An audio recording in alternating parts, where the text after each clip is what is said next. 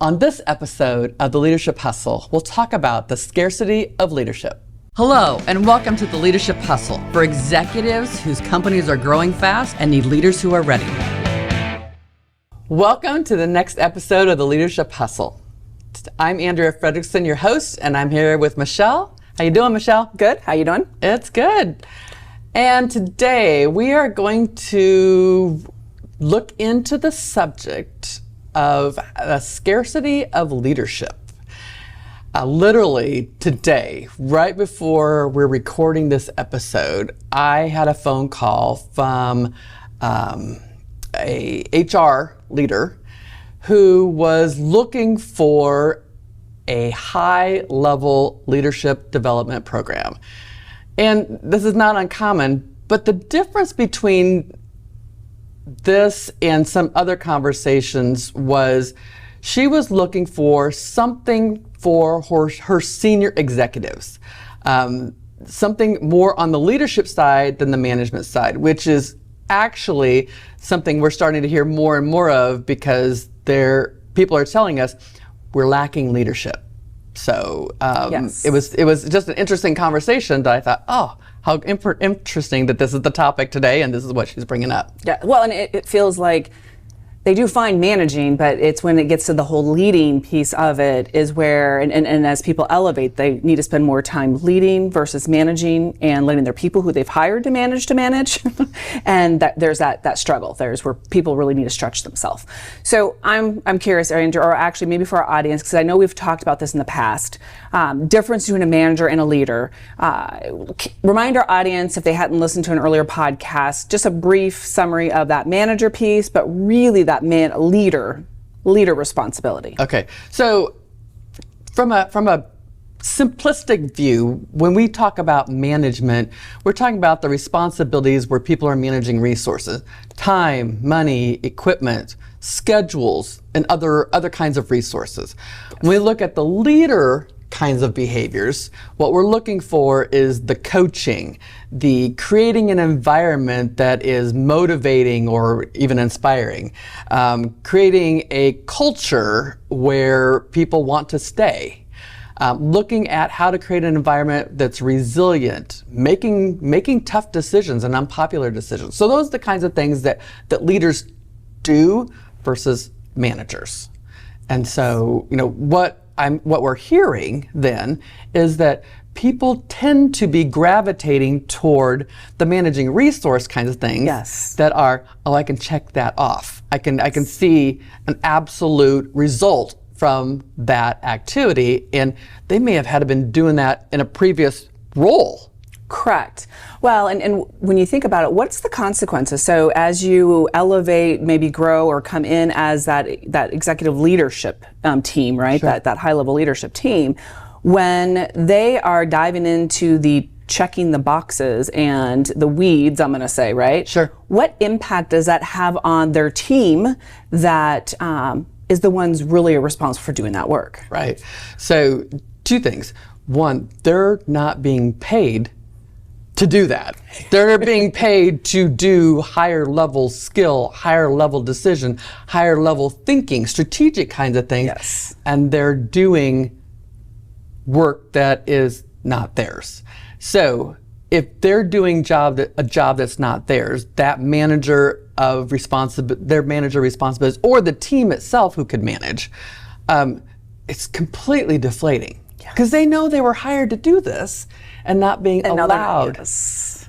And so Demotivating. now they feel, just like, well, why did you hire me? Or you're not challenging me, or you're not, you might even be micromanaging me. Yeah, there's a fine line of that micromanaging where people feel like if someone on that executive team asks a question about the detail, because they go so far in the details that person is fearful they're not going to know the details. And a lot of times you've got that middle person, they're not in the details as deep either, right. But they almost have to micromanage their people, so when they get asked the question from this executive about all these details, they can actually answer it. Right. And it's this negative ripple effect is what I often hear. So a client of ours used the analogy that, if you hire an RN or a nurse practitioner That's a good analogy. to do a specific job, they don't do LPN kinds of things, right? Correct. They hire LPNs to do LPN things. And they don't hire LPNs to do CNA things. They hire people to do CNA things.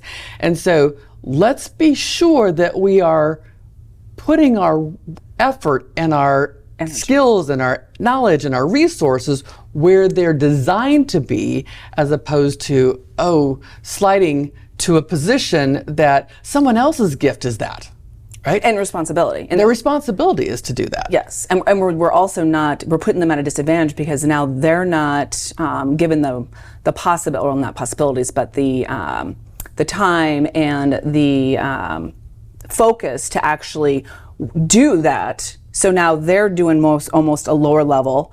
And so it's like shoving everyone down, where then we're not developing our people at a higher. Right. Well, and I'll get some argument in these days where it's like, well, we're really short-staffed. Yes. Right? So we're really short on people. That doesn't mean we don't challenge people, because have we asked if people can take on those responsibilities? Have we said, what do we need to stop doing? Because maybe we don't need to be doing this anymore. Maybe there's some reason not to do something. What are we going to stop doing? What are we going to pause doing versus what needs to be done? And we simply, as leaders, assume someone needs something instead of asking, like, what do we need to do? Or working through it. Leader responsibility is, let's go find out. Let's go see what they need. Let's go see if I absolutely need to step in and support, or is this the story I'm telling myself? Yes, and I just need to let it go and really focus on the results, not the details. Right. It's like, where are we at in traction? Where are we moving forward? Are we on track? Right. And really having those conversations versus wanting to know all the details on how we're getting there. So we have so many people who are spending time in doing responsibilities that aren't theirs, but also spending more time managing than leading. So let's talk about when we are working with those leaders, what skills or what behaviors, what activities, what kinds of things should leaders be spending more time doing than maybe what we're seeing today? Just give us a couple. Well, one, if you go back to quadrants, quadrant 2, a person who's leading should be spending time identifying, one, we have our vision. Are we moving towards that? Where's that happening, right? But spending time actually thinking, reflecting, planning, which also in the one book that we're reading, gets into blue work versus red work, right? And oftentimes the red work is the task check-off items, where they don't give themselves permission to actually say, no, I need to think about this. I need to actually challenge my thoughts and maybe have a conversation with a peer to say, are we still on track? What's the conditions going on around us that we have in our control, so we can be more proactive versus reactive. So just side note, quadrant 2, we're talking about the Eisenhower model. We're talking about quadrant 2 is not urgent, but important. So proactive kinds of things that people need to be doing, preventative, keeping people in the loop, planning, organizing, scheduling. Those are things that are leader type behaviors. And then the book that Michelle was referencing is Leadership as Language by L. David Marquette. Going further, so the proactive kinds of things is, knowing when to do activity, red work, and to also do pauses and make sure that we're doing thinking, problem solving, and things like that. Another thing that that we recognize, leaders have to be creating these environments where people want to work. And not everybody's going to want to work in every company, because every company has a different culture. Yes. But what we truly are trying to do is, or working toward, not even trying to do, but working toward, is building a culture. And by the way, culture is kind of code of how we get things done around here. Doesn't mean it doesn't need to be improved. Okay? So I love the idea of aligning culture, but leaders need to make sure that they're challenging the way things are done. Because if we don't challenge the way things are done, we don't improve. So leaders are always looking for what's the next thing, what makes us better. Don't change for change's sake, but are we changing for the betterment of the delivery of what we're doing for our customer, the efficiency, for the betterment of employees? Yes. By the way, we're not going to make all employees happy. We are not going to have 100% of the population be agreeing with everything, but we're looking toward making everything better and people wanting to work with us. Yep, that improvement, it's that growth, it's the future possibilities in that sense. And also it is that time where they're thinking, where they're also going out and asking questions from people within the organization of what's going well, what are the things from what they're seeing we could be improving on, where they're gathering information to help make better decisions as well. Right. But they have to take time to do that. And not just getting the information from those direct reports. Correct. We call them skip meetings. Yes. We talk about, town hall discussions. We're looking at gathering intel to find out what's really going on within your organization. So, Michelle, you were telling me a story just a little bit ago about leaders who are afraid to make some tough decisions. Yes. Tell us a little bit about the story, and then we can elevate this. Okay, just to simplify it. As a business unit, we've decided to invest, I'm just going to say, in the software. And we're obviously outsourcing a lot of that initial setup and so forth. And we're, let's just say, a couple years in, still not running fully, not performing, and also not paying attention, noticing, I'm going to say not paying attention, but not noticing that what we had decided a year and a half or 2 years ago isn't getting us what we thought it was going to. And so they're just keeping going. They're just like, we got to keep going, but it's not necessarily solving the problem or getting the results they originally thought it was going to. And there's that bias, especially if it was our idea, right? Mm-hmm, mm-hmm. That we got to finish this, we got to make this work, versus we need to cut our losses. And that's a really tough decision. Right. And you have to have people around you, because sometimes, especially if it was your idea or your initiative, you're going to be holding that tighter of this will work. But evaluating is, what was our goal or purpose, and are we still going to be able to accomplish that? Right. And how do we navigate, through quality conversations to really identify or tune into what's really happening as a result, and do we need to cut it? So there's cut or loss. There's two things there that bring up. One is leaders have to be willing to make tough decisions, unpopular decisions that have to be made, that even though we may have spent hundreds of thousands, millions of dollars in some cases, with the best information at that time, we thought that was the best decision, and come to find out it's not. Yes. And so, we've tried a whole bunch of things, and at what point do you decide we're going to cut our losses and we're going to do something different? That's a tough decision. Truly, truly tough decision. Yes. As a leader, that's your responsibility. Yes. The second thing, though, that I think is super important is recognizing that when you do these things, that these decisions are, how do I want to say it? The decision that we make is going to be one where you may be the only one that is thinking this is the way we have to do this, right? That you're the only one, that you're the one that's going to be unpopular. And do you have the guts? Is your ego going to handle this concept that, well, they made that decision without me, or they made that decision against it's like, sometimes leaders have to do that. And if we're not recognizing that it's our ego that's trying to protect ourselves, like be safe, yes, that these decisions that we have to make will be unpopular, but recognizing where your ego is in the same environment. So we want to create this environment that's great. We want to create a company that's resilient, that can bounce back, not just individuals, but entire groups of people. Yes. That we can make tough decisions, right? That we can make unpopular decisions and even have the tough conversations about those situations, whether it's about a scenario or even a one-on-one kind of conversation. But one of the things that I really hear people saying, or a couple of things that I really hear people saying is, I need people who have better judgment. I hear about people saying, I need to have people who make better decisions. I need people who are going to think strategically. So again, I'm working with a group of folks, and we were looking at a division that is about support.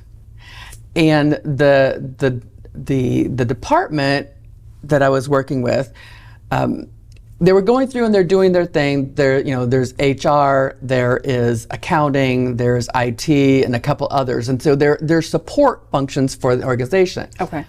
And what we had to do with the senior leader is have that person think, what if my departments were individual businesses being outsourced to? How would we be different, as opposed to everybody has a job and we're just doing our job? Now we have to provide value. We have to think strategically. We have to provide this in a way that is more efficient and not costing the company more. The service. And so it didn't dawn on that leader that their whole business could be outsourced to somebody else. And once he decided that was something that, like, oh my gosh, like literally this whole area doesn't even exist inside our company. In fact, some companies outsource all of them. Yeah. That strategic thinking and helping his managers do the same thing was a scenario that, like, how, so we have to teach people how to do that. Yes. So some of the things, like, what are some of the things that you know and coach people on to help them build their leadership thinking, their leadership behaviors? Well, I think part of the conversation is it's how good of a job are they doing at giving themselves permission to think? And challenging themselves, or having a conversation with someone who thinks differently than them and have that person challenge them on what their thoughts are. Sure. Because it's, again, especially if you've started the business, grown up in the business, or been there for quite some time, there's almost like this little gerbil wheel we get on, and we're just like, go, go, go, go, go, right? And whatever we need to accomplish over our area or the division, the department, whatever the structure is. And it's like, no, we've got to, as that leadership, as that leader, we're the ones steering the ship. We have to be looking further out, identifying what's happening around us in the market, the world, right? And where are we going? Why are we going there? And really kind of challenge, is this going to be needed? And are there other things that we should be doing? But we got to be thinking about it and having some of that dialogue, whether it's with an outside person who doesn't know a lot about their business but can ask questions to challenge them, or it's their peers, whatever that may be. But it's slowing down, getting off that gerbil wheel, and actually spending time, again, in quadrant 2, because that's how you think strategically. Strategic thinking doesn't just happen while you're running. Right. It's like we have to, and then for, when you think about people that are more fast paced, that's even harder. We have to slow down. We have to really kind of think about, what's this going to look like? What could this look like? Why would we want to do this? But it's I guess working with someone too that's going to help ask you those questions. That's going to get you to start thinking. Right. So, because strategy happens from a business perspective, but also departmentally, and all the things. So there's different parts of strategic thinking. Planning, looking at future, right? That's not just strategy, that is planning. What do we look like, and how do we look, and what are we going to do, what are we not going to do? But also, what are we going to do to prepare for the ups and downs and the changes in economy or business cycle or the competitors that come in and things like that. Or technology. Technology. I mean, that's probably one of the, depending on what you do for a living, technology can impact you in so many different ways in regards to how you go to market, what you go to market with even. Right. I was just listening to a friend of mine who was speaking recently, and he was talking about we need more leaders who are people experts, who are business experts, and who are culture experts. And so it's not about knowing it today and thinking, oh, I've read the book or I've had the conversation, so I know everything. But as the world continues to be complex and changing and evolving, and the variables are adjusting, as leaders, we have to continually be learning, bringing it back, having the discussions, and recognizing that we need to slow down to speed up. Yes. If you want to bring in somebody to bring your entire group together to develop that culture, to force and promote those kinds of behaviors, then do that. If you can do that by your simple conversations, the things that you assign them to do, the experiences that you have them do, great. But remember, we truly do believe that leadership is a scarce commodity right now, that people are gravitating to the things that they can say, oh, I can check that off the list, or I can say I did something today, versus what kinds of things make today successful, which is how do I help people become resilient? How do I help people make some tough decisions? How do I give people experiences where they might fail a little or a lot and still learn from that so that they are there for some of the bigger, more difficult experiences that they'll be faced with. Yes. So as we tie this up, leading is such a complex process, and it's easy to revert back to the things that maybe we were successful with or the things that we can check off. But if we can find ways to help put people out of their comfort zone, to force ourselves out of the stability and the predictability of what's going on, the more we're going to learn from that, and we're going to be able to draw on that into the future. Thanks for hanging out with us today on this episode of The Leadership Hustle.